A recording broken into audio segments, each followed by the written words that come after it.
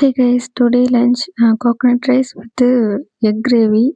So அதுக்கு வாணல்ல எண்ணெய் ஊற்றி கடுகு போட்டு கருவேப்பிலை போட்டு அதுக்கு மேலே காஞ்ச மிளகா குண்டு காஞ்ச மிளகா தான் போட்டிருந்தேன். அப்புறம் அது கொஞ்சம் நல்லா பொரிஞ்சு வந்ததுக்கப்புறமா அது கூடவே நம்ம துருவி வச்சிருக்கிற தேங்காவை நான் ஆட் பண்ணியிருக்கேன். ஸோ அதை நல்லா ஆட் பண்ணிவிட்டு அது கூடவே தேவையான அளவு உப்பும் போட்டு நல்லா மிக்ஸ் பண்ணி விட்டு எடுத்து வச்சிருங்க. வடித்த சாதத்தில் நல்லா உதிரியாக இருக்க சாதத்தில் போட்டு கிண்டினாக்கா அது கோகனட் ரைஸ் ரெடி.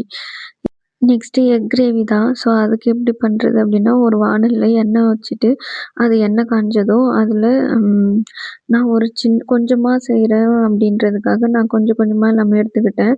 ஒரு பிரிஞ்சி இலை சின்னதாக போட்டுக்கிட்டு அது கூடவே என்னது அன்னாச்சி பூ இருக்கு இல்லையா, அதில் சின்னதாக கொஞ்சம் பொட்டு போட்டுக்கிட்டு ஒரு கிராம்பு போட்டுக்கிட்டேன்.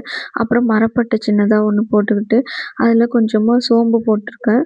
இப்போ இதெல்லாம் கொஞ்சம் பொரிஞ்சதும் இது கூடவே நான் கருவேப்பிலை போட்டுக்கிறேன். இப்போ கருவேப்பிலையும் பொரிஞ்சு வந்ததுக்கப்புறமா நான் ஒரு பல்லாரி வெங்காயமும் அப்புறம் ஒரு பச்சை மிளகாவும் 4ஆக கீறி வச்சுருக்கேன். அதையும் கட் பண்ணி எல்லாத்தையும் போட்டுக்கிறேன். இப்போ நல்லா அதை வதக்கி விட்டுறலாம். நல்லா அது வதங்கினதுக்கப்புறமா ஒரு ப்ரௌனிஷ் கலரில் வந்ததும் அது கூடவே தக்காளி ஆட் பண்ணிக்கிறேன். இப்போ தக்காளி ஆட் பண்ணதும் அது நல்லா கொஞ்சம் வதங்கி வந்ததுக்கப்புறமா அது கூடவே நான் சிக்கன் மசாலா கொஞ்சம் போட்டுக்கிறேன்.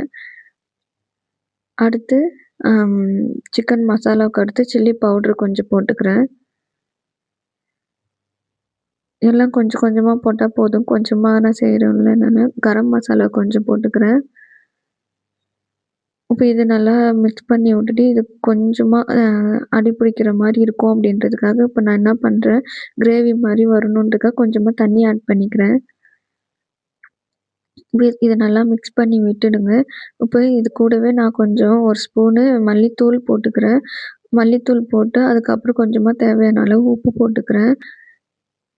இதை போட்டு நல்லா கொஞ்சம் மிக்ஸ் பண்ணி விட்டதுக்கப்புறமா நீங்கள் வந்து புதினா அண்டு கொத்தமல்லி,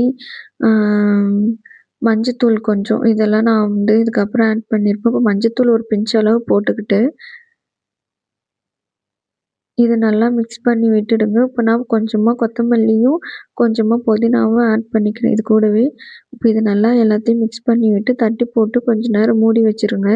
அப்போ தான் அந்த ஆனியன், டொமேட்டோ இதெல்லாம் கொஞ்சம் வேகிறதுக்கு கரெக்டாக இருக்கும். அதுக்கப்புறமா நம்ம எக் ஆட் பண்ணிக்கலாம். இப்போ அதுக்கு முன்னாடி நான் எக்கை பாயில் பண்ணி அதை வந்து 2 2ஆ கட் பண்ணி வச்சுருக்கேன். ஸோ இப்போ இதை நல்லா தட்டு போட்டு மூடி வச்சதுக்கப்புறமா இது வெந்ததும் இப்போ ஓப்பன் பண்ணதும் இது வந்து நல்லா கொஞ்சம் ட்ரை ஆகிருக்கு தண்ணியெலாம். இப்போ இந்த ஸ்டேஜில் நம்ம எக்கு ஆட் பண்ணிக்கலாம்.